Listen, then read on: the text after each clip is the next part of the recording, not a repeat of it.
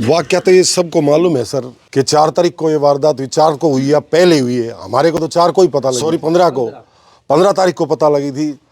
जो साक्ष्य मिले हैं उन पे पुलिस बिल्कुल भी कार्रवाई नहीं ये कर रही। खतरनाक गुंडा है, ठीक है। हमें पता लगा कि ये बहुत खतरनाक है। ये ऐसे बोलता है कि मैं मार दूंगा आदमी, फिर जमानत पे आ जाऊंगा। ये तो फिर मारेगा, ये फिर जमानत ले लेगा। अभी जमानत से आ रहा है।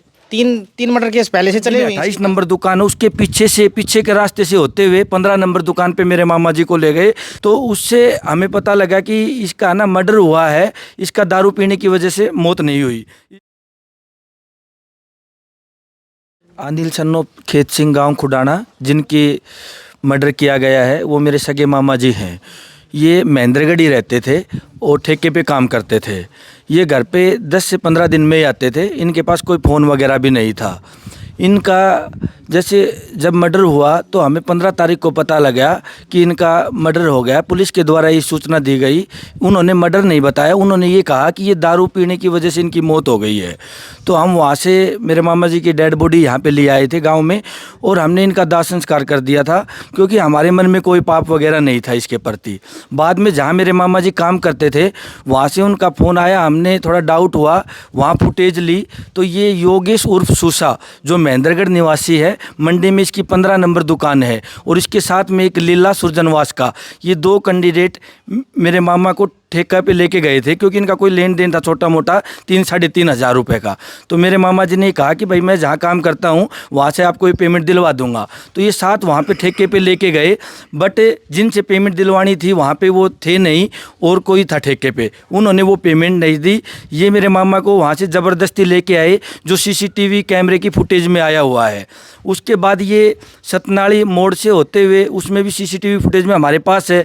फिर ये मंडी में 28 नंबर दुकान है, उसके पीछे के रास्ते से होते हुए 15 नंबर दुकान पे मेरे मामा जी को ले गए, जिसमें लीला सुरजनवास बाइक चला रहा था और सूसा पीछे बैठा हुआ था। मेरे मामा जी को बीच में बिठा रखा था। तो उससे हमें पता लगा कि इसका ना मर्डर हुआ है, इसका दारू पीने की वजह से मौत नहीं हुई। इसकी हमने पुलिस को शिकायत दी, 302 धारा लगाई। उसके बाद पुलिस ने इस पर कोई कार्रवाई नहीं की, इसकी ना कोई गिरफ्तारी की। उसके बाद हम मंगलवार को कोर्ट में SP और DC साहब से भी मिले। उन्होंने हमें आश्वासन दिया कि दूध का दूध और पानी का पानी हो जाएगा, बट कुछ नहीं हुआ। फिर हम कल ये DSP साहब से भी मिले, उनको भी हमने ये चीज़ें बताई, और उनको दोबारा हमने अपनी रिपोर्ट लिख के दी। बट अब हम 1-2 दिन का वेट कर रहे हैं। बाकी पुलिस हमारा इस मामले में कोई सहयोग नहीं कर रही है, ना ही प्रशासन कुछ कर रहा है, क्योंकि ये जो सूसा है ये गुंडा प्रवृत्ति का व्यक्ति है। इस पर ऑलरेडी कई मुकदमे दर्ज हैं। अभी ये बेल पे आया हुआ है यहाँ पर। आखिर में क्या मांग करते हैं?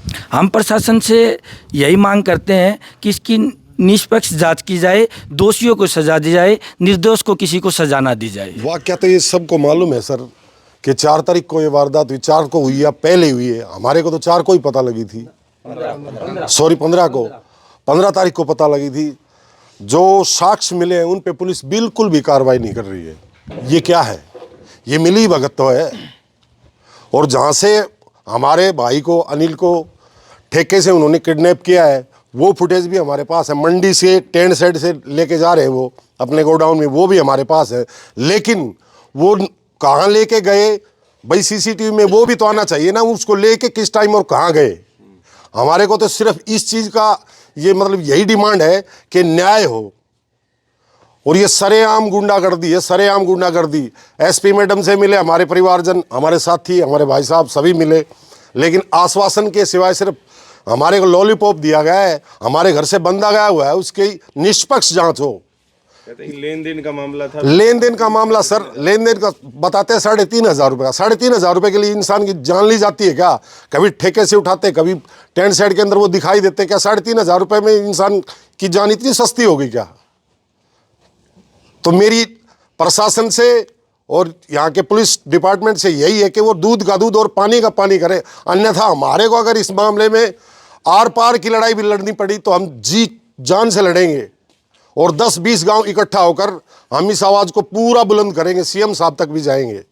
बस मैं तो आपके चैनल के माध्यम से यही कहना चाहता हूँ। ये खतरनाक गुंडा है, ठीक है। हमें पता लगा कि ये बहुत खतरनाक है। ये मंडी में पैसे भी इकट्ठा करता था, हफ्ता लेता था, ठीक है। मैं अगवा करता हूँ सरकार से इसको। ये ऐसे बोलता है कि मैं मार दूंगा आदमी, फिर जमानत पे आ जाऊंगा। ये तो फिर मारेगा। ये फिर जमानत ले लेगा, अभी जमानत से आ रहा है ये। तीन मर्डर केस पहले से चले हुए हैं इसके पास। मैं तो मेरी गुजारिश ये है कि इसकी जमानत नहीं चाहिए, इसकी सीधी फांसी दी जाए। हमारा तो मानना ये है, जो दोषी है योगेश उर्फ सुस्सा, उसके खिलाफ सख्त से सख्त कार्रवाई की जाए। जो पुलिस ने हत्या की FIR दर्ज की है, जहाँ एक तरफ सरकार गवाह प्रोटेक्शन कानून लागू कर रही है, वहीं दोषियों की ना तो गिरफ्तारी हो रही, गवाही तो बहुत दूर का मामला है। सरकार को पहले तो ये लागू करना चाहिए और अपने जो पुलिस डिपार्टमेंट है इस पर नकेल कसनी चाहिए। हमारा तो ये है, दोषियों के खिलाफ सख्त से सख्त कार्रवाई होनी चाहिए। पहले मैं आपके चैनल के सभी दर्शकों को राम राम करना चाहता हूँ। और इस मामले में हमें जब तक जहाँ गए हैं, वहाँ जहाँ ये वारदात हुई थी, उस जगह पर जो प्रूफ थे उनको मिटाने की कोशिश की जा रही है। उस प्लाट में बाकायदा आग लगा दी गई है जहाँ पर वो डेड बॉडी मिल रखी हुई थी। तो इससे हमें और ज़्यादा डाउट होता है कि अपराधी है वो ज़्यादा साक्ष्य मिटाने की कोशिश कर रहा है। तो पुलिस प्रशासन से हमारा अनुरोध है कि इसके सख्त से सख्त कार्रवाई की जाए।